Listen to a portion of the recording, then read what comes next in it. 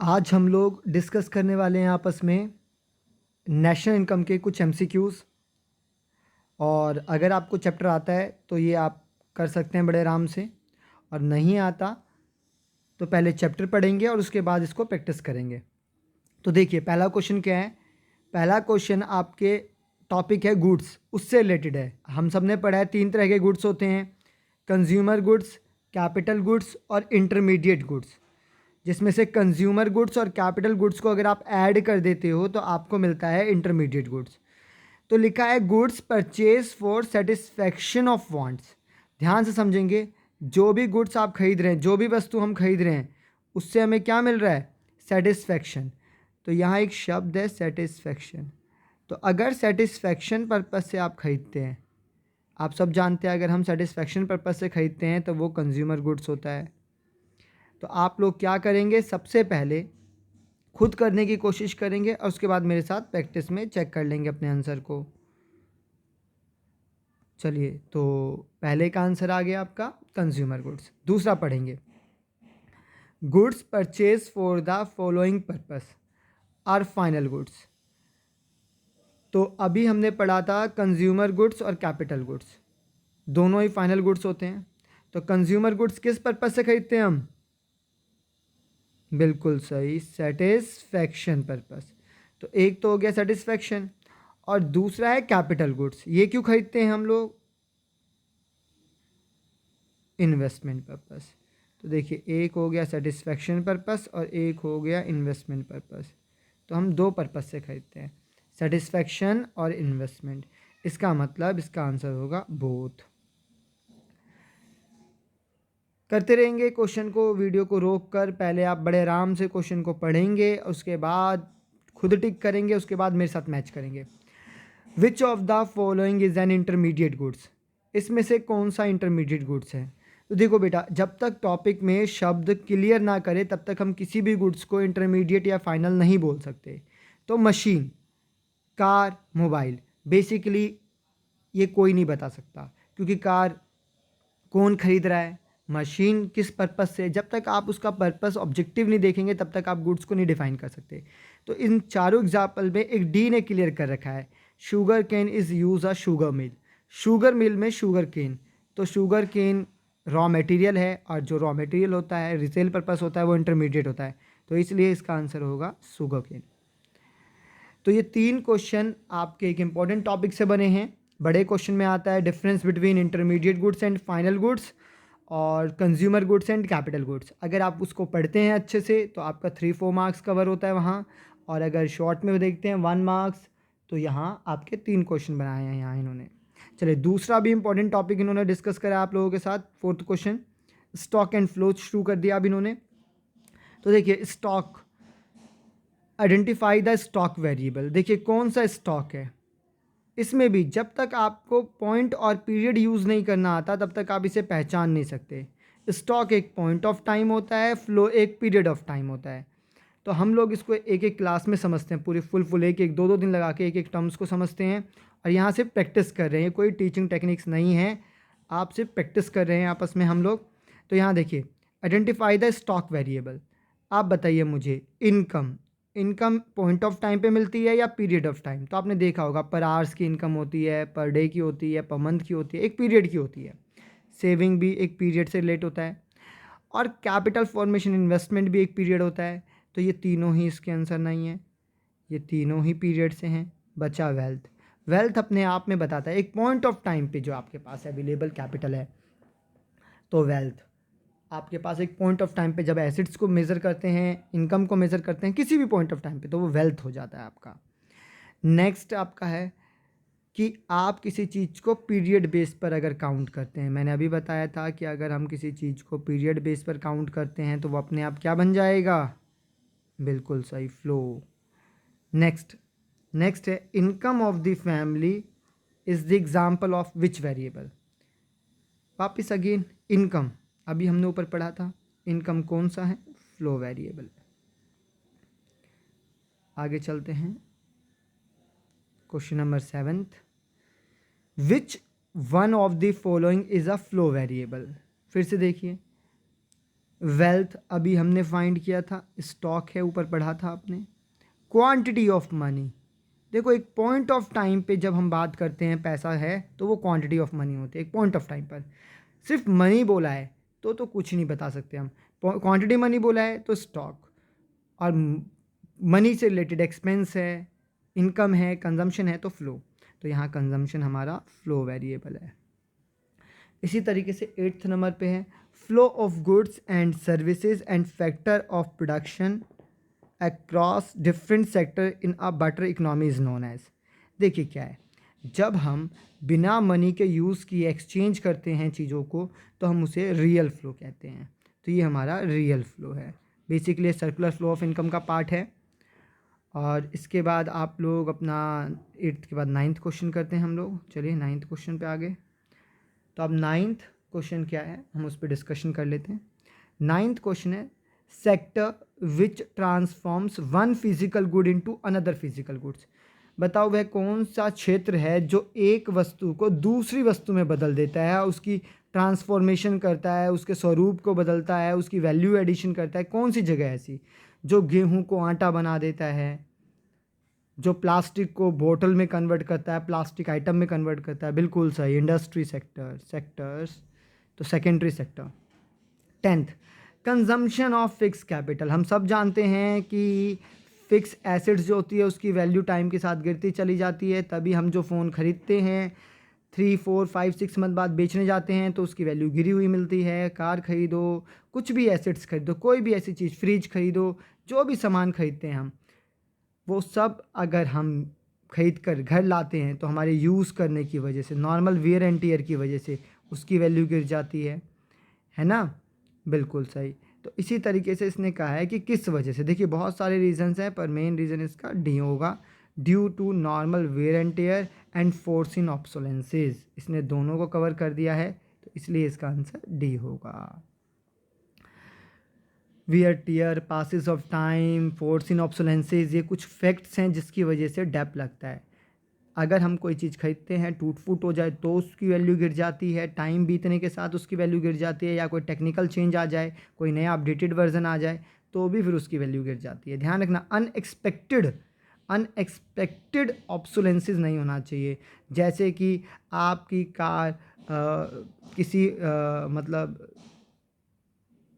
ईंट लगने से टूट गई, फ्लड में नुकसान हुआ, या रोड के टूटने से नुकसान हुआ, तो उसको डेप नहीं कहते, वो कैपिटल लॉस में ट्रीट किया जाता है। तो ध्यान से देखेंगे फिर से, डेप्रिसिएशन कब लगता है? जब नॉर्मल वियर एंड टियर हो।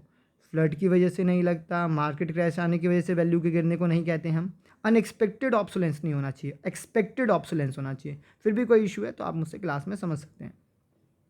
चलिए इसके बाद 12th एंड 13th। 12th है inventory is a dash concept, whereas the change in inventory is a dash concept. ध्यान सुनेंगे, inventory is a dash concept, inventory और चेंज इन इन्वेंट्री। देखिए एक तरफ शब्द को पॉइंट ऑफ टाइम पे रखा है, एक तरफ उसमें मूवमेंट किया है। तो जब पॉइंट ऑफ टाइम है तो स्टॉक, और जब मूवमेंट किया है तो फ्लो। तो इसका आंसर स्टॉक एंड फ्लो होगा। Which of the following statement is true, इनमें से कौन सा स्टेटमेंट ट्रू है? फिर से ब्रेड नहीं बताएगा, उसका यूज़ देखिए क्या है। ब्रेड कंज्यूमर खरीद रहा है, तो ब्रेड कंज्यूमर खरीद रहा है, bread is always a consumer goods. तो नहीं, ब्रेड कंज्यूमर खरीद रहा है तो कंज्यूमर गुड्स। अगर एक ब्रेड पकोड़े बनाने वाला खरीद रहा है तो उसके लिए इंटरमीडिएट गुड्स, इसलिए हम इस स्टेटमेंट को फॉल्स करते हैं। दूसरा, all producer goods are capital goods, तो नहीं, क्योंकि प्रोड्यूसर दो टाइप्स के गुड्स खरीदता है, इंटरमीडिएट और कैपिटल। तो सारे प्रोड्यूसर गुड्स कैपिटल कैसे हो सकते हैं? उसमें से तो कुछ इंटरमीडिएट भी होंगे, इसलिए ये भी नहीं होगा। फिर आगे देखते हैं हम लोग कि क्या होना चाहिए। Transfer income is received for providing a goods और सर्विस, ये भी गलत है। ध्यान से देखिए, ट्रांसफ़र इनकम या ट्रांसफ़र पेमेंट में किसी तरह की गुड्स और सर्विस क्रिएट नहीं होती रिटर्न में। तो डी इसका आंसर होगा। आपने जो इंटरेस्ट लिया है वो कंजम्पशन पर्पस से लिया है। देखो, house hold loan, car loan, जब एक परिवार कार खरीदता है तो उसका उपयोग वो अपने घर में परिवार के साथ घूमने के लिए करता है, और जब वो अपने परिवार में घूमने के लिए करता है तो इसका मतलब उसका पर्पस कंजम्पशन है, और कंजम्पशन पर्पस से लिया गया लोन और उस पर किया गया इंटरेस्ट ट्रांसफ़र होता है, उसे कभी भी इंक्लूड नहीं करते। आगे 14 देखेंगे आप, GNP एट MP। ध्यान से देखिए, GNP एट MP, एक तरफ आपको GNP एट MP लिखा हुआ है और दूसरी तरफ इक्वेशंस है। बताइए किस इक्वेशन से ये मैच कर रहा है। तो यहाँ ध्यान से देखेंगे आप, GDP-MP, एक इक्वेशन ये है जैसे मुझे ये दिख रहा है यहाँ। अब GDP-MP है और डोमेस्टिक को नेशनल में बदल देंगे तो काम बन जाएगा। तो डोमेस्टिक को नेशनल में बदलने के लिए क्या चाहिए हमें, net factor income from abroad. तो आप देखिए ऐड है net factor income from abroad, इसका मतलब ये इक्वेशन बिल्कुल करेक्ट है। इसके बाद हम आगे चलते हैं। क्वेश्चन आगे है, value of output is equal to. हम सब जानते हैं वैल्यू ऑफ आउटपुट में 3 आइटम जुड़ते हैं, बताइए क्या क्या है वो। सेल्स, बिल्कुल सही, self consumption plus change in stock. देखो हमने रटा नहीं है, इन सब चीज़ों को हमने बहुत अच्छे से क्लास में समझाया कि यही क्यों। तो इस चीज़ का ध्यान रखेंगे आप लोग कि समझ ज़रूरी है, याद करना ज़रूरी नहीं है, समझ ज़रूरी है। तब तो जो भी टर्म्स आएंगे आप बिल्कुल आराम से कर लेंगे। तो वैल्यू ऑफ आउटपुट में क्या क्या आता है, sales plus self consumption plus change in stock. तो देखो एक ही बात हमारे सबसे नज़दीक आ रही है, वो है ए। तो हम ए को टिक करेंगे यहाँ। चलिए आगे शुरू करते हैं। अब हमारा 16 क्वेश्चन कर रहे हैं हम लोग। 16 क्वेश्चन में है NVAFC।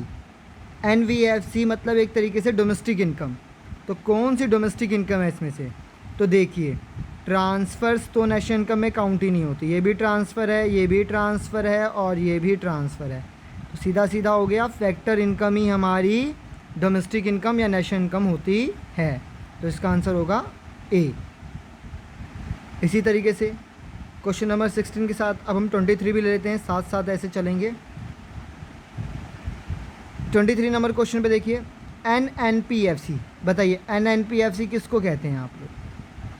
तो ये आपको नेशनल इनकम की फैमिली का एक मेंबर मिलेगा जो कि रियल नेशनल इनकम के नाम से जाना जाता है, NNPFC। तो इसलिए इसका आंसर होगा नेशनल इनकम। आगे आप देखेंगे आपको क्वेश्चन मिलेगा 17। क्वेश्चन नंबर 17 है NDPFC। NDPFC will be equal to, तो देखिए NDPFC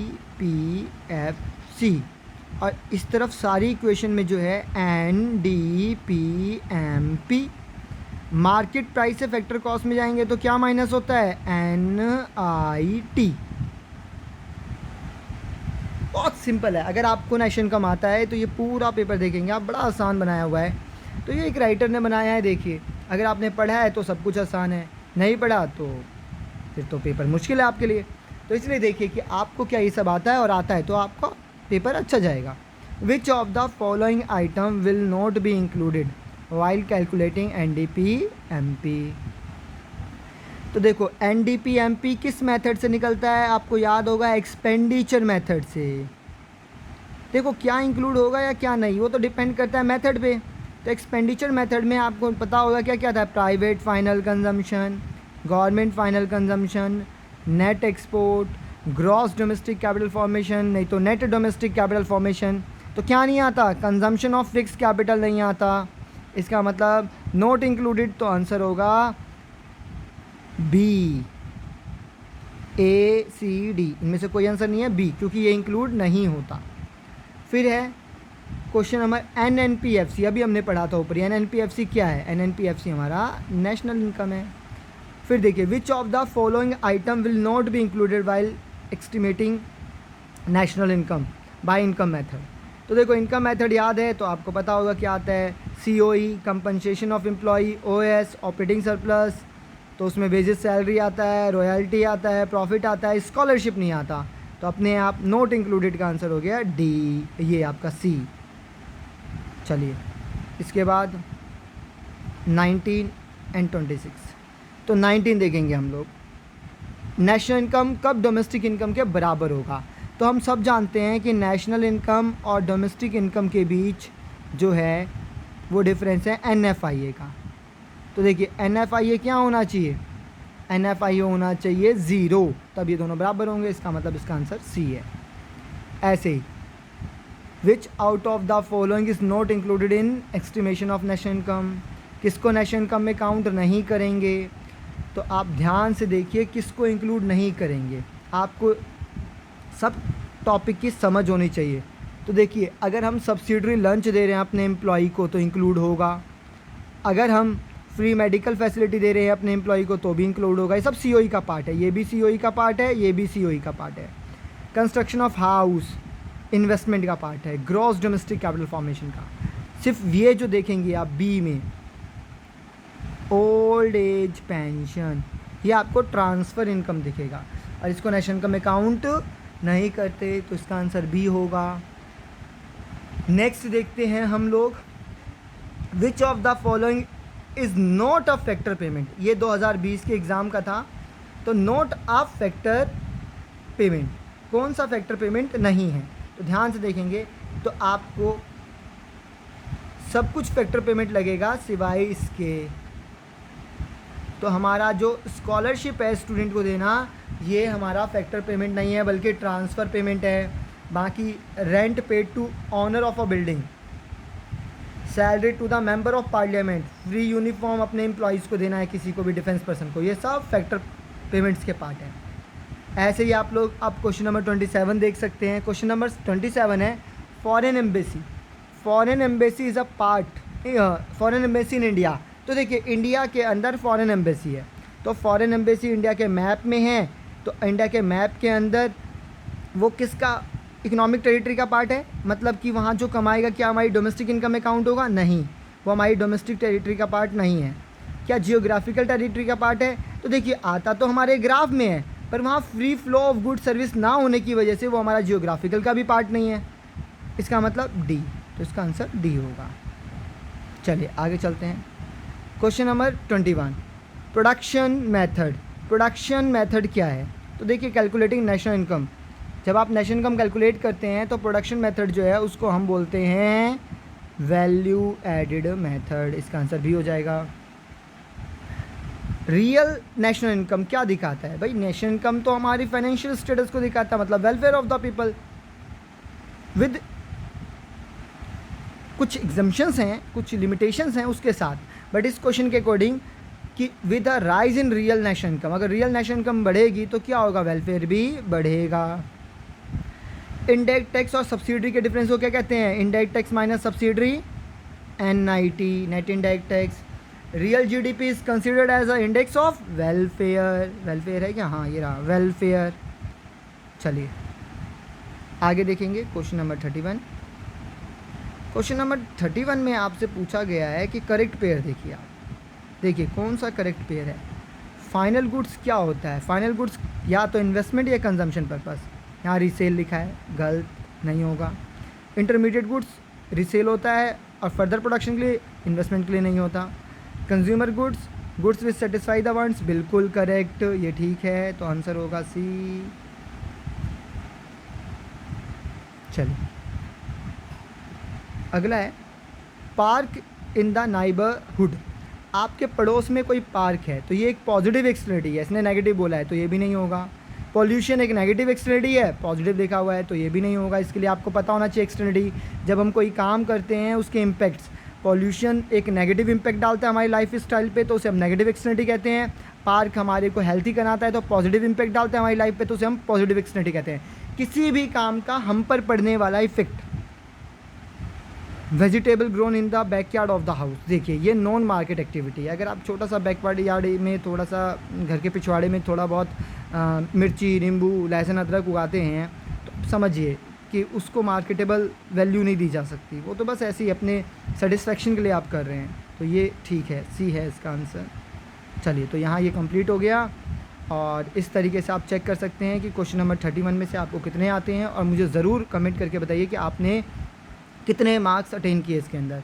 चलिए टाटा, बाय बाय।